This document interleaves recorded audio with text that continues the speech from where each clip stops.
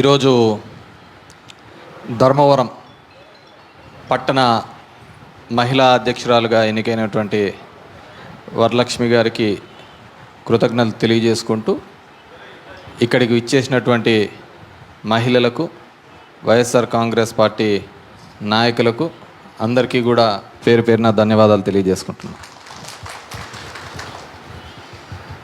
YSR Congress party YSR గారి దగ్గర నుంచి కూడా చేస్తున్న ప్రతి పని కూడా మహిళల పేరు మీదనే చేసుకుంటూ రావడం జరిగింది. మీరు గతంలో చూశారు అంటే ఈ మహిళా సంఘాలకు అన్నిటికీ కూడా పావలా వడ్డీ ఇచ్చే కార్యక్రమం మొట్టమొదట నాకు తెలిసి రాజశేఖర రెడ్డి గారు ఉన్నప్పుడు మొదలుపెట్టారు. అంతేనమ్మా? పావలా వడ్డీ అనేది పావలా వడ్డీ అనేది మీరు మొత్తం రూపాయిది కడితే మీకు పావలా వడ్డీ అనేది వెనక్కి ఇస్తామని చెప్పే కార్యక్రమం చేశారు. 2008-9 వరకు జరిగింది. 4 నుంచి 9లో చంద్రబాబు నాయుడు గారు ముఖ్యమంత్రి కావాలని ఎలక్షన్స్ వచ్చినప్పుడు ఆ రోజు కూడా చెప్పడం జరిగింది, మొత్తం రుణాలన్నీ మాఫీ చేస్తామని చెప్పేసి. పాపం అప్పటి వరకు కూడా పావలా వడ్డీ అంటే సరిపోదు కదా మనకు, ఇదేదో లెక్క పూర్తిగా పోతుంది, ఇదేదో బాంతి ఆఫర్ ఉంది అని అప్పుడు కూడా చంద్రబాబు మాట నమ్మినారు.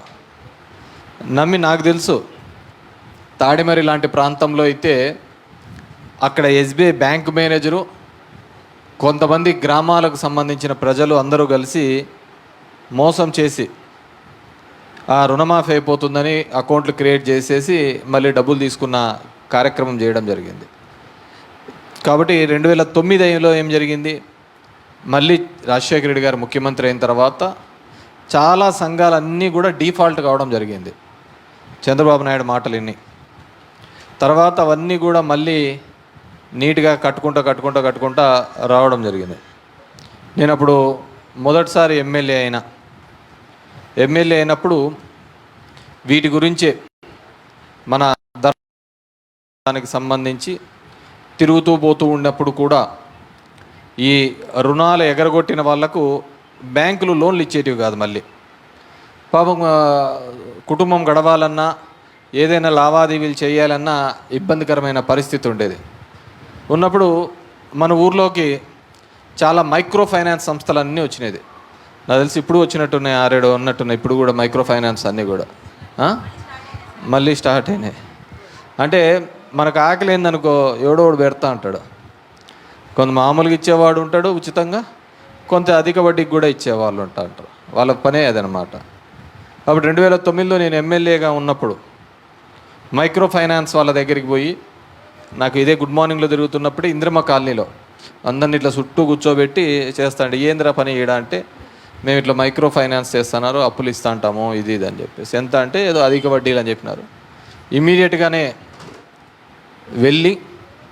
అక్కడికి వెళ్ళి వాళ్ళందరినీ కూడా ఫైనాన్స్ షాపులు ఏవైనా ఉంటాయో వాళ్ళందరినీ కూడా మీరు ఏడనే వ్యాపారం చేసుకోండి, మా ధర్మవరంలో మాత్రం మీరు వ్యాపారం చేసుకోవడానికి వీలు లేదు అని చెప్పి వాళ్ళందరినీ కూడా తరిమి వేయడం జరిగింది. అలా తరిమి వేసి దగ్గర 35 కోట్ల నుంచి 40 కోట్ల రూపాయల వరకు కూడా మా ధర్మవరం మహిళలందరికీ చెప్పడం జరిగింది, మీరు ఎవరు కానీ కట్టద్దండి డబ్బులు అనే ద్వారా తీసుకొని రావడం జరిగింది. ఈరోజు కూడా చూస్తున్నాం, నిన్న కొన్ని నెలల కిందట ఎట్లాగా అధిక వడ్డీల కోసం అని చెప్పేసి తీసుకున్న దాంట్ల కోసమని ఇళ్ళల్లోకి దూరి కొట్టి వసూలు చేస్తున్న సందర్భం చూస్తున్నాం. మాట్లాడిచ్చేవాళ్ళు లేడు, అడిగేవాళ్ళు లేడు, రోజు కూడా చేసే పరిస్థితిలో లేదు. మళ్ళీ వీళ్ళందరికీ కూడా అప్పుడు మనము సిరిసిల్ల ప్యాకేజ్ అని తీసుకొని వచ్చి కూడా రుణాలు ఇప్పించే కార్యక్రమం చేసినాం. 2009 నుంచి 14లో కూడా చంద్రబాబు నాయుడు వచ్చినాడు. మళ్ళీ ఇదే రుణాల మాఫీ అని చెప్పినాడు. ఎక్కడ ఎవరికి ₹1 మాఫీ చేసిన దాఖలాలు లేవు. ఇవన్నీ ఎట్లుంటాయంటే బ్యాంకర్లకు నువ్వెంత నీట్గా కట్టుకుంటూ పోతుంటే అంత లోన్లు ఎక్కువ ఇచ్చుకుంటూ పోతూ ఉంటారు. మనం ఎగరగొట్టడం మొదలుపెట్టినామంటే ఇంక వాడు ఇవ్వడం కూడా మొదలుపెట్టాడు. 9 నుంచి 14 వరకు కూడా ఇలాగే డిఫాల్ట్గా అయిపోయినాయి సంఘాలన్నీ కూడా. మళ్ళీ వచ్చిన తర్వాత 14 నుంచి 19 వరకు కూడా అన్నీ డిఫాల్ట్ అయిపోయినాయి. ఎందుకంటే జనం దగ్గర డబ్బులు ఉండేటివి కాదు. ఏది చేతి వృత్తులు కానీ ఇంకో పని చేసుకునే వాళ్ళ దగ్గర ఎవరి దగ్గర డబ్బులు ఉండేటివి కాదు.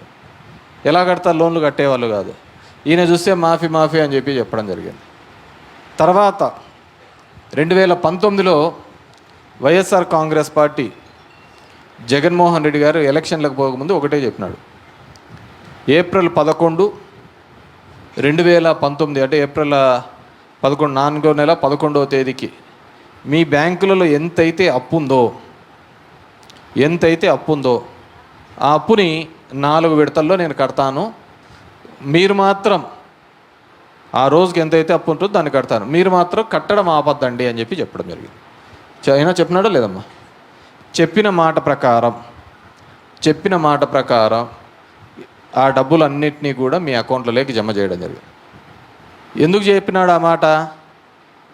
ఆ రోజు గతంలో చంద్రబాబు నాయుడు మాటలు విని, హామీలు విని ఏదైతే మోసపోయినారో ఆ సంఘాలన్నీ దెబ్బతిన్నాయి.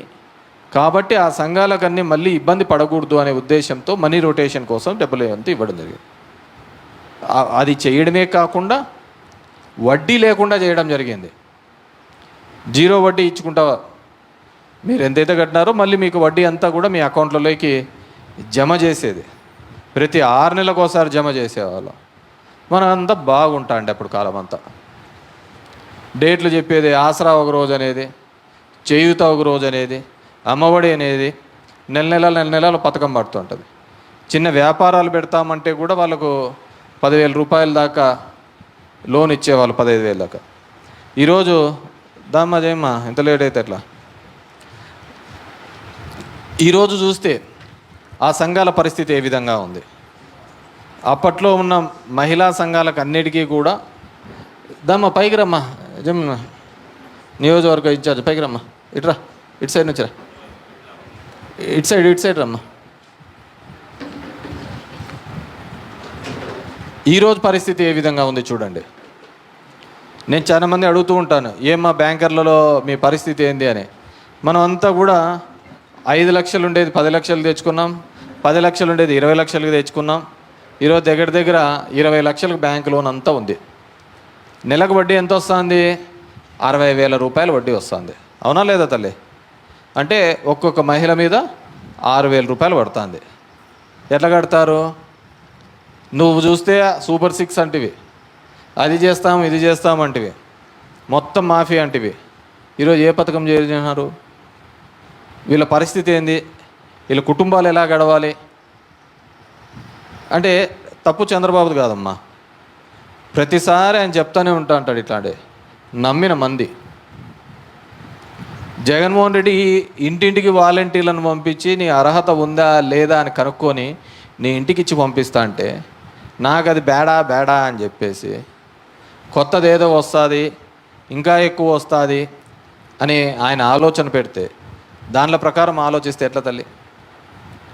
ఇప్పటికి అన్నిసార్లు మోసపోయినాం. ఈరోజు మీరు మీ సమస్య చెప్పుకోవడానికి లేదు, మీ సమస్య ఇది అని మాట్లాడడానికి లేదు. అంత క్లిష్టమైన పరిస్థితులలో ఈరోజు ఉంది. మీరందరూ ఆలోచించుకోవాలి. ఏ విధంగా మనల్ని మోసం చేసినాడు, ఏ విధంగా మనల్ని ఇబ్బంది పెడుతున్నారు అని చెప్పేసి. 2 సంవత్సరాల పైకి దాటింది. ఇంతవరకు ఒక కొత్త పెన్షన్ ఇచ్చినాడా? ఒక కొత్త పెన్షన్ ఏడని ఇచ్చినాడా? 1,500 రూపాయలు ఒక్కొక్క మహిళకు అన్నాడు. 1,500 నెలకు 1,500. ఏం పేరు దాని పేరు?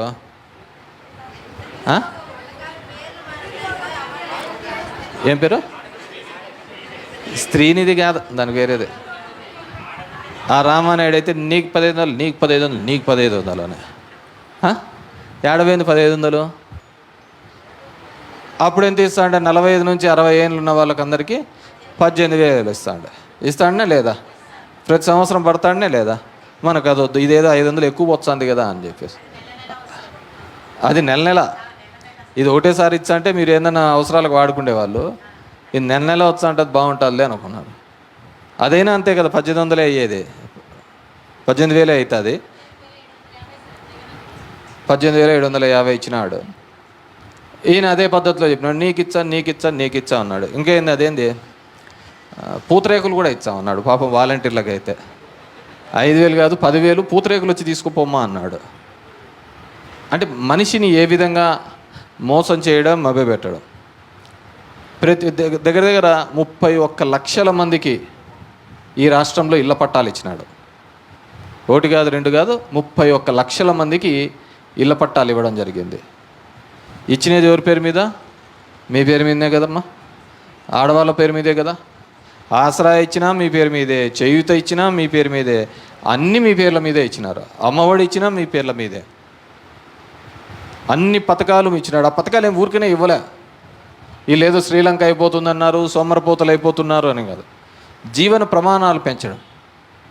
మనం అంతా ఏమనుకున్నాం, జగన్ ఇచ్చినటువన్నీ అట్లే వచ్చా అంటే ఇది ఎక్స్ట్రా కదా అనుకున్నాం. అంటే భోజనం అంతా ఉంటుంది, 2 కర్రీలు ఎక్కువ వేస్తున్నాడు కదా చంద్రబాబు అనుకున్నాం. కర్రీ లేదు కదా, ఉన్న దాంట్లో మట్టి వేసిపోయినాడు. అవునా కదమ్మా? దానికి ఆయన సరిపోదు అని చెప్పేసి పవన్ కళ్యాణ్ ఇంకా ఆయన ప్రతి నియోజకవర్గంలో 500 మందిని తీసుకొని ఒక్కొక్కరికి 10 లక్షలు ఇచ్చి వ్యాపారం చేయించానన్నాడు. 500 మంది కాదు, ఈరోజు ఈ ఒక్కొక్క నియోజకవర్గంలో అతను 10 లక్షలు ఇచ్చి వ్యాపారం కాదు. ఈ కూటమి వచ్చిన తర్వాత నియోజకవర్గానికి దగ్గర దగ్గర 2,000 మందికి వ్యాపారము, ఉపాధి కల్పించిన వాళ్ళు ఎవరన్నట్టు ఈ కూటమి ప్రభుత్వమే. ఏం కూటమి, ఏం వ్యాపారం అంటే బెల్ట్ షాపులు, బెల్ట్ షాపుల వ్యాపారం. నేను ఏదో ఊరికి పోతే, దర్శనమలకి పోతే చెప్పారు ఎంతంటే 3 షాపులు ఉన్నాయంట ఆ ఊర్లో. ఒక్కోటి డిస్టెన్స్ అంట. అంటే ఆడాడో షాప్ ఉందనుకో, ఆ దగ్గర పోతే మామూలు దానికంటే 100 రూపాయలు ఎక్కువ అంట. ఇంకొద్ది ముందర పోతే ఇంకొక 25 తక్కువ, ఇంకొద్ది ఇది పక్కన పోతే అంటే మనకు నడిచేదానికి బరువు అవుతా అంటే ₹100 తగ్గిపోతా ఉంటుంది అనమాట. నువ్వు ఎక్కువ నడుచుకుంటూ పోతా అంటే ₹50 అవుతా ఉంటుంది.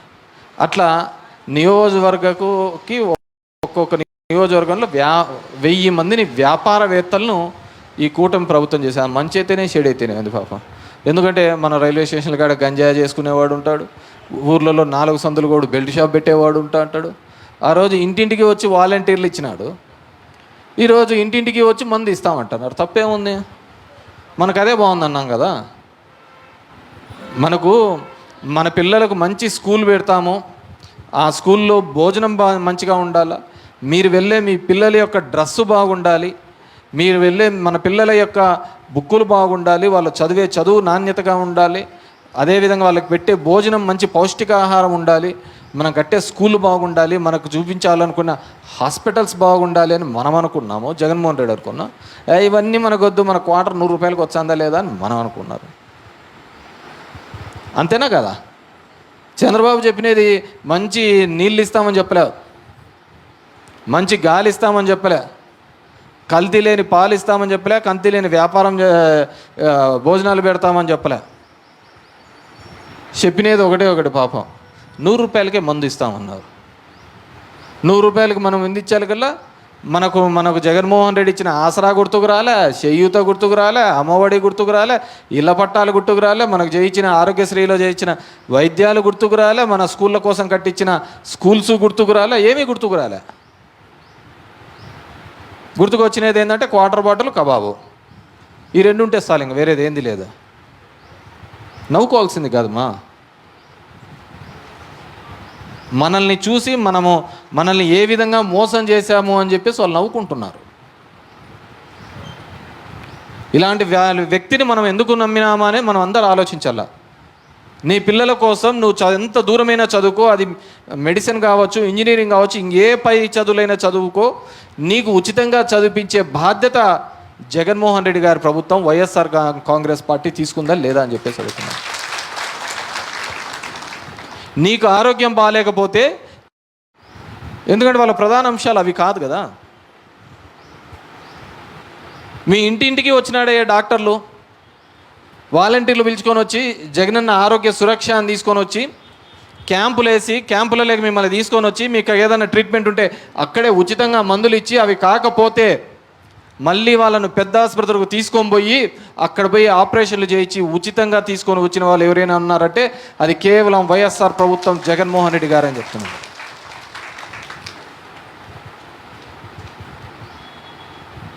గుండె చికిత్స జరిగింటుంది, అది ఉచితంగా ₹1 లేకుండా.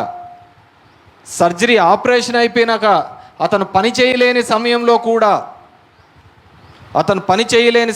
కూడా ఆ నెల కూడా గవర్నమెంటే 5,000 రూపాయలు ఇచ్చి నువ్వు కూలికి పోలేవు, పని చేసుకోలేవు అని చెప్పేసి నీ కుటుంబం ఆకలి చావులతో ఉండకూడదని చెప్పి డబ్బులు ఇచ్చింది అంటే అది ఒక్క జగన్మోహన్ రెడ్డి వైఎస్ఆర్ కాంగ్రెస్ పార్టీనా కాదా అని ఆలోచించుకోండి. ఏ విధంగా మహిళల్ని కానీ ఏ విధంగా కానీ సమాజంలో ఒక నూతనంగా అందరినీ పైకి తీసుకొని రావాలి అని ఒక ఆలోచన చేసినది ఎవరైనా అంటే అది వైఎస్ఆర్ కాంగ్రెస్ పార్టీ, జగన్మోహన్ రెడ్డి. ఎవరు ఆలోచించారు మన స్కూళ్ళలోనే ఇంత బాగా చెయ్యాలి అని చెప్పేసి? ఈ స్కూళ్ళు ఈ విధంగా డెవలప్ చేయాలని చెప్పేసి ఎవరు ఆలోచించినారు? ఇండ్లు లేని వానికి ఇండ్లు ఇచ్చాలి అని చెప్పేసి ఆలోచన ఎవరు చేస్తారు? ఎన్నో ప్రభుత్వాలు చూసింటాం, వచ్చింటారు, మాయ మాటలు చెప్పింటారు, పోయింటారు. కానీ చెప్పిన మాటకు కట్టుబడి నేను ఏదైతే చెప్పానో అది చేసి తీరాలి అని ఒక ఆలోచన చేసినది ఎవరైనా ఉందంటే అది ఒక్క వైఎస్ఆర్ కాంగ్రెస్ పార్టీ, జగన్మోహన్ రెడ్డి గారు. అది ఒక భగవద్గీతగా, ఒక బైబిల్గా, ఒక ఖురాన్గా పెట్టుకొని దాన్ని ఏ విధంగా మనము ప్రార్థిస్తామో దానిలో అంత గౌరవంగా చూసుకుంటామో చెప్పిన మాటను, మేనిఫెస్టోను కూడా అంతే గౌరవంగా తీసుకొని పోయిన వ్యక్తి. ఆ కాలాలు అన్నీ పోయినాయి. మళ్ళీ వచ్చినాడు చంద్రబాబు నాయుడు, పవన్ కళ్యాణ్, అందరూ వచ్చినారు. 30,000 మంది అమ్మాయిలు మిస్ అయిపోయినారు అన్నారు. ఆయన చెవులో ఎవడో ఢిల్లీ నుంచి ఆఫీసర్ చెవులో చెప్పినాడు అన్నాడు. 2 సంవత్సరాలు అయింది, ముగ్గురినన్నా 30,000 మందినో తీసుకొని వచ్చిన పవన్ కళ్యాణ్ అని అడుగుతున్నా. రాజకీయాల కోసం కులాలు, మతాలు ఇన్ని కుంపట్లు పెట్టుకొని బతుకోవడానికి ఎందుకు? అంత రాజకీయాల కోసం ఇన్ని అబద్ధాలు చెప్పి బతకాలా? ఈరోజు మీకు కరోనా లాంటి కష్ట సమయంలో కూడా నీ దగ్గరికి రావడానికి నీ అన్న జంకినాడు, నీ తమ్ముడు జంకినాడు, మీ తల్లిదండ్రులు జంకినారు. వాళ్ళు జంకడానికి వేరేదేం లే, గాలి సోకితే చచ్చిపోతారేమోననే భయం. ఆ గాలికి వస్తే చచ్చిపోతారనే భయంలో జగన్మోహన్ రెడ్డి పెట్టిన సచివాలయ వ్యవస్థ, వాలంటీర్ వ్యవస్థ మీ దగ్గరికి వచ్చి మీకు ఏమ్మా సమస్య అని చెప్పేసి మీకు మందులు ఇచ్చి ఆదుకుందా లేదా అని ఆలోచించుకోండి. మనకి ఇవన్నీ ఏం గుర్తుండవు. సాయంత్రం అయితేనే క్వార్టరు, కబాబు, వేరేది ఏమి అవసరం లే అనుకో. నేను ధర్మవరంలో చూస్తున్నా, ప్రతి 4 రోజులు ఒక వ్యక్తి మగ్గానికి ఉరేసుకొని చనిపోతున్న సందర్భం. ప్రతి 4 రోజులకి ఒక వ్యక్తి మగ్గానికి ఊరేసుకొని చచ్చిపోతున్నాడు. మన నేసిన మగ్గంలో ఉన్న చీర అమ్ముడు పోతుంది కానీ లెక్కలు వచ్చేదానికి లేదు. సంవత్సరం అవుతుంది, 2 సంవత్సరాలు అవుతుంది.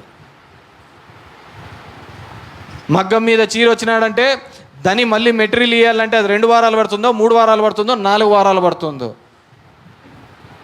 చెప్పడానికి లేదు, చేయడానికి లేదు.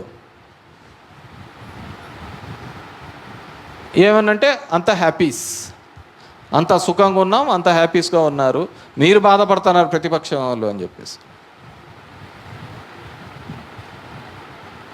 మీరు బాధపడుతున్నారు ప్రతిపక్షం వాళ్ళు అని అంటారు. ఏం చెప్పాలి దానిలోకి?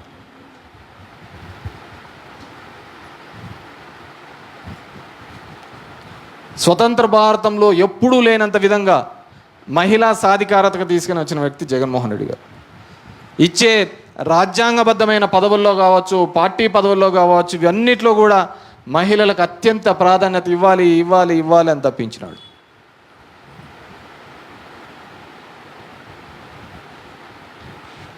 మీ అందరినీ కూడా కోరుకునేది ఒకటే, గతాన్ని గుర్తుకు చేసుకోండి. చంద్రబాబు మనల్ని ఏ విధంగా మోసం చేశాడో అని చెప్పేసి మాట్లాడుకోవాల్సిన ఆవశ్యకత ఉంది. దగ్గర 10,000 సంఘాలు ఉండేది ఈ ధర్మవరంలో. ఏమైనాయి అన్నీ? ఇప్పుడు 50% పైగా అన్నీ డిఫాల్ట్ అయిపోయినాయా లేవా? అన్నీ కొలాప్స్ అయిపోయినాయి.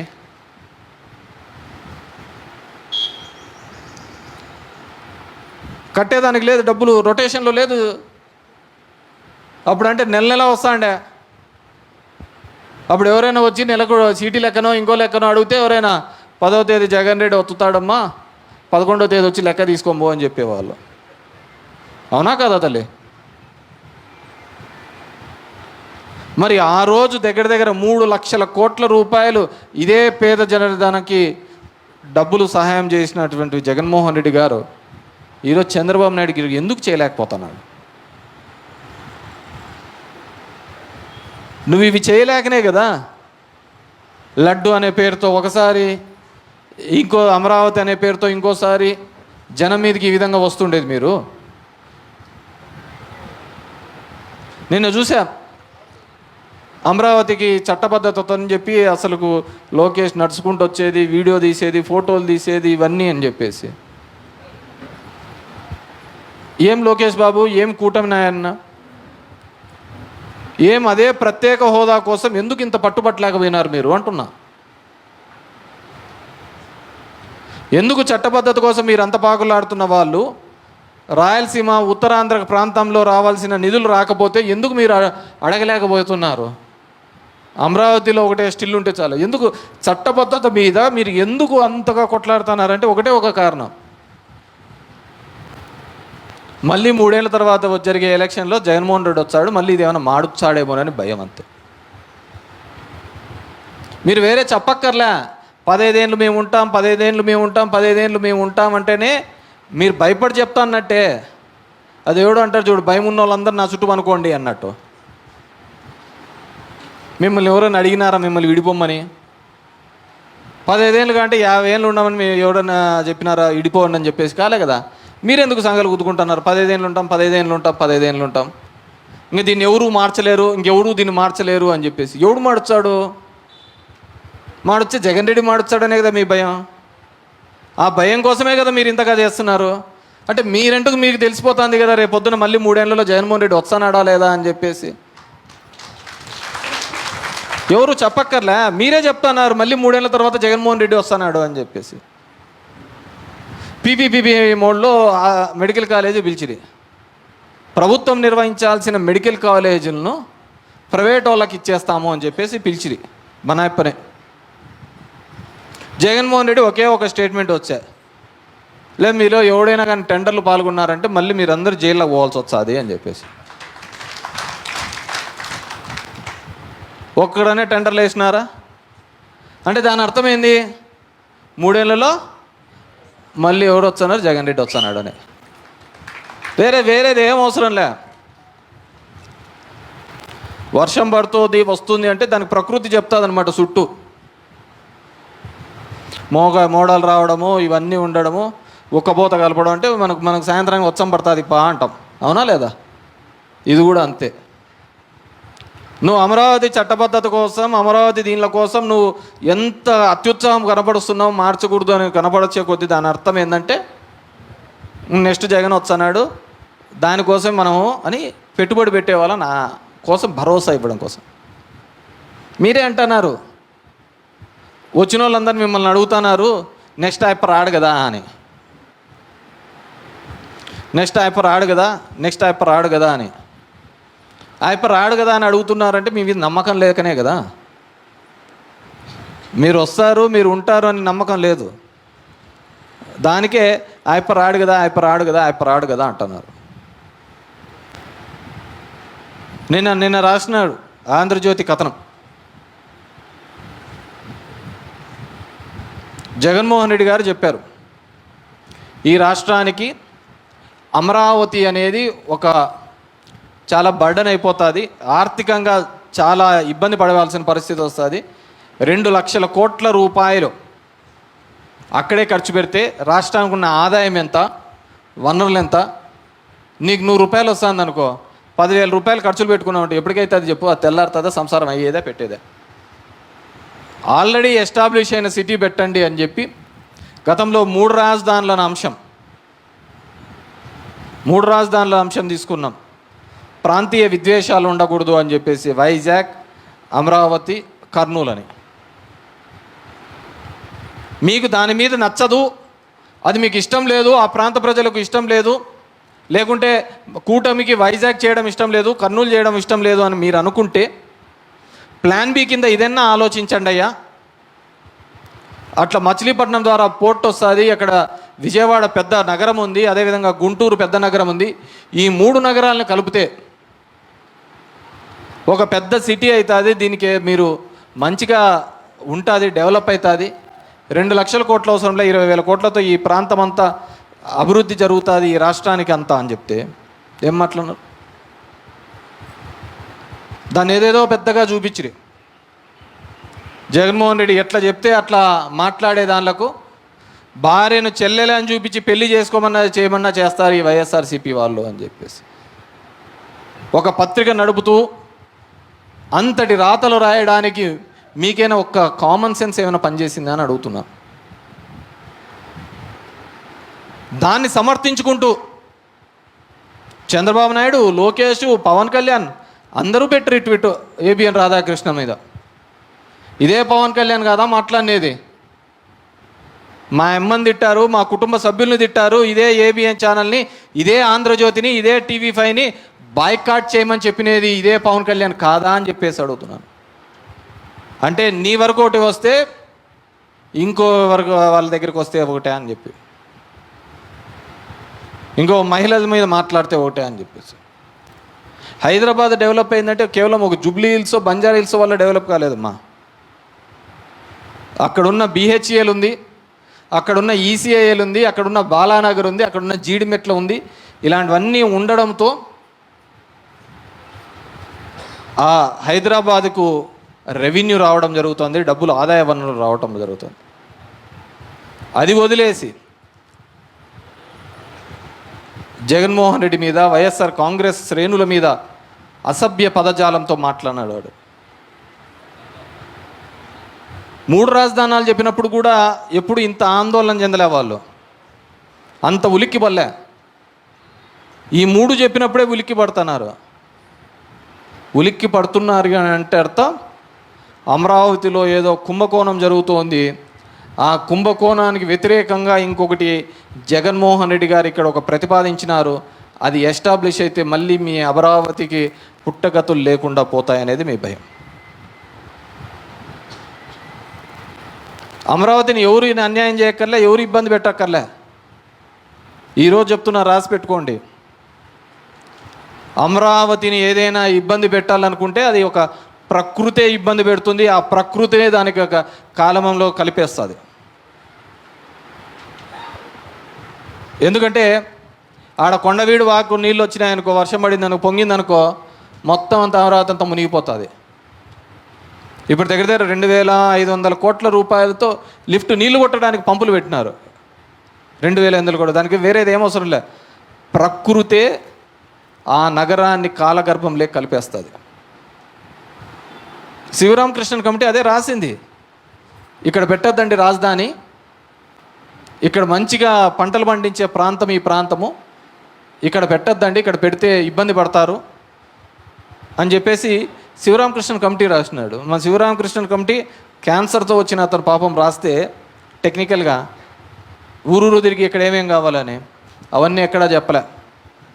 ఇతను నారాయణ కమిటీ చేసినాడు. కాబట్టి మనమందరం కూడా, మహిళలందరూ కూడా ఈ కూటమి చేసిన అన్యాయాన్ని, ఏ విధంగా మనకు, మన పిల్లలకి భవిష్యత్తు లేకుండా చేసిన వీటికి ఖచ్చితంగా రాబోయే ఎలక్షన్లలో కావచ్చు, అది మున్సిపాలిటీ ఎలక్షన్లు, పంచాయతీ ఎలక్షన్లు, ఏ ఎలక్షన్లైనా సరే ఖచ్చితంగా గుణపాఠం చెప్పాల్సిన అవసరం ఉంది. ఇంతకుమించి మనకేం చేసేది ఏంది లేదు.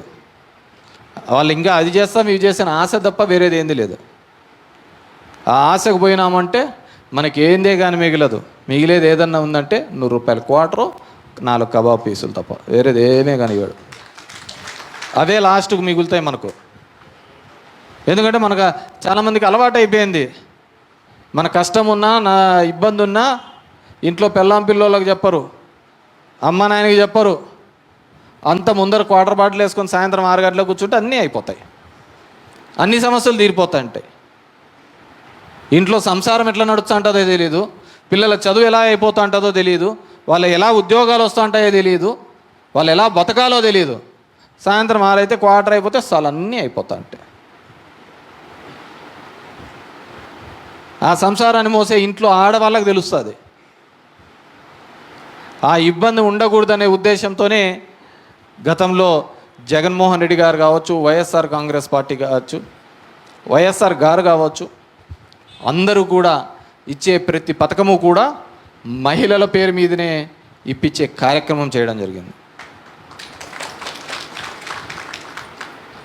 మీరందరూ ఆలోచించుకోండి. మీరు ఆలోచించుకొని, ఎందుకంటే గతం చూశారు, ఇప్పుడు చూశారు. చాలా మనమంతా కూలీనాలు చేసుకొని బతుకునే వాళ్ళమే ఎక్కువ ఉంటాం. రోజు కూలీ మీద చేసుకునే వాళ్ళే ఎక్కువగా ఉంటారు. ధర్మవరం లాంటి ప్రాంతంలో అయితే చీరల మీద వేసుకుంటా, ఆ చీరలకు అనుబంధంగానే చాలా పని చేస్తూ ఉంటాయి. వాటి పరిస్థితి ఏ విధంగా ఉందో ఆలోచించుకోండి. ఇవన్నీ కూడా ప్రజలను జాగృతి చేయాల్సిన అవసరం ఉంటుంది. ప్రజల పక్షాన పోరాడాల్సి ఉంటుంది.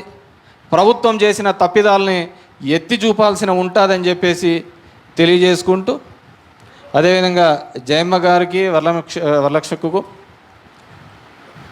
మీకు ఆల్రెడీ మహిళల దీనిలో అంతా కూడా కమిటీస్ వేయడం జరిగింది.